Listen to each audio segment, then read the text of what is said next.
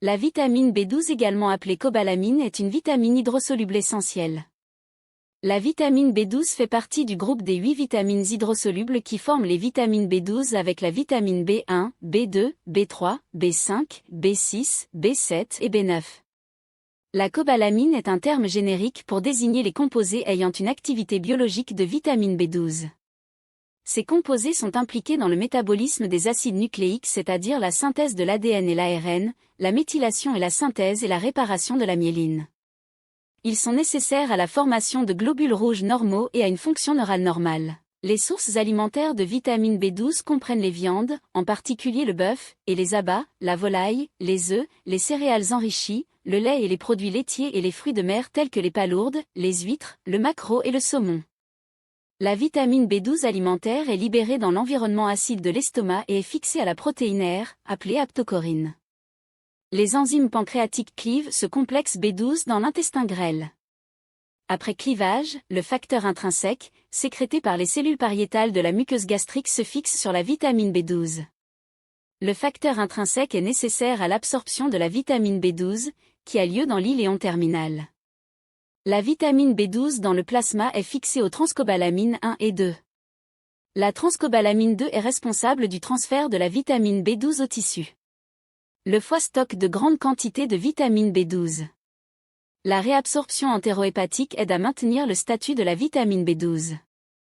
La carence en vitamine B12 peut être due à un apport insuffisant, une absorption inadéquate, une diminution de l'utilisation, la prise de certains médicaments. L'ingestion inadéquate de vitamine B12 est possible chez les végétariens mais autrement rare. Des enfants allaités par des mères végétaliennes peuvent développer une carence en vitamine B12 à l'âge de 4 à 6 mois parce que leur stockage hépatique, qui est habituellement important chez les autres enfants, est restreint et leur besoin est augmenté en raison de leur croissance rapide. L'absorption insuffisante de la vitamine B12 est la cause la plus fréquente de carence. Chez les personnes âgées, une absorption insuffisante résulte le plus souvent d'une achlorhydrie. Dans de tels cas, la vitamine B12 cristalline telle que celle disponible dans les compléments vitaminiques peut être absorbée, mais la vitamine B12 alimentaire n'est pas libérée et absorbée normalement. Un trouble de l'absorption peut être observé en cas de syndrome de Lange-Borgne avec un développement excessif des bactéries ou d'une infestation par un ténia du poisson. Dans ces cas, les bactéries ou les parasites consomment la vitamine B12 ingérée de sorte qu'elle est moins disponible pour l'organisme. L'absorption de la vitamine B12 peut être inadéquate si les sites d'absorption iléale sont détruits par une maladie intestinale inflammatoire ou sont resséqués chirurgicalement. Des causes moins fréquentes d'absorption inadéquate de vitamine B12 sont la pancréatite chronique, la chirurgie gastrique et bariatrique, les syndromes de malabsorption, le sida, l'utilisation de certains médicaments par exemple les antiacides, la metformine, l'exposition répétée au protoxyde d'azote et de troubles d'origine génétique induisant une malabsorption dans l'iléon. Moins fréquemment, une diminution de l'utilisation de vitamine B12 ou la prise de certains médicaments provoque une carence en vitamine B12.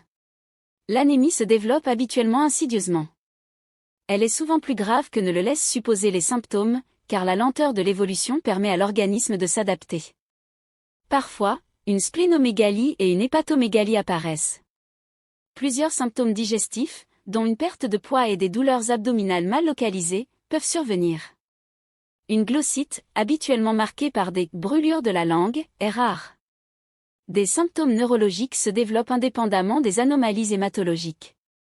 La sclérose subaiguë combinée correspond à une atteinte dégénérative du système nerveux due à une carence en vitamine B12, elle affecte principalement la substance blanche de la moelle et du cerveau. On peut observer des neuropathies périphériques démyélinisantes ou axonales. Dans les phases précoces, une perte du sens de position et de la sensibilité vibratoire des extrémités est accompagnée d'une diminution moyenne ou modérée d'une faiblesse musculaire et d'une hyporéflexie. Aux stades ultérieurs de l'évolution apparaissent une spasticité, une réponse en extension du réflexe cutané plantaire, une accentuation des troubles du sens kinesthésique et vibratoire des membres inférieurs et une ataxie. Ces symptômes peuvent avoir une répartition en chaussettes ou en gants. La sensibilité tactile, douloureuse et thermique est habituellement épargnée mais peut être difficile à évaluer chez la personne âgée. Le diagnostic d'une carence en vitamine B12 repose sur la numération formule sanguine et le dosage du taux de vitamine B12 et de folate. Parfois, les taux d'acide méthylmalonique ou le test de Schilling. Il est important de rappeler que des maladies neurologiques graves peuvent être observées sans anémie ou macrocytose. La NFS permet habituellement de détecter l'anémie mégaloblastique. La carence tissulaire et la macrocytose peuvent précéder l'apparition de l'anémie. Le taux de folate est mesuré car la carence en vitamine B12 doit être différenciée de la carence en folate qui peut également induire une anémie mégaloblastique. Une supplémentation en acide folique peut masquer la déficience en vitamine B12 et pallier l'anémie mégaloblastique, mais peut aussi permettre aux déficits neurologiques de progresser, voire les accélérer. La carence est traitée par une supplémentation en vitamine B12. La vitamine B12 par voie orale peut être administrée un fois par jour chez les patients qui n'ont pas de carence sévère ou de symptômes neurologiques. Une préparation gel nasale de la vitamine B12 est disponible à un prix plus élevé. Ces importantes posologies orales sont absorbées par action de masse, même en cas de manque de facteurs intrinsèques. Si le taux d'acide méthylmalonique, MMA, parfois utilisé pour surveiller le traitement, ne diminue pas, les patients pourraient ne pas avoir pris leur vitamine B12. En cas de carence plus sévère, la vitamine B12 1 mg IM est habituellement administrée 1 à 4 fois semaine pendant plusieurs semaines jusqu'à correction des anomalies hématologiques, puis elle est administrée une fois par mois. Bien que les anomalies hématologiques soient habituellement corrigées en 6 semaines, le taux des réticulocytes peut s'améliorer en 1 semaine, le délai pour la résolution des symptômes neurologiques peut être plus long. Les symptômes neurologiques qui persistent pendant des mois ou des années deviennent irréversibles. Chez la plupart des personnes âgées souffrant de carence en vitamine B12 et de démence, l'état cognitif ne s'améliore pas après le traitement. Le traitement par vitamine B12 doit être poursuivi à vie sauf si l'on peut corriger le mécanisme physiopathologique responsable du déficit.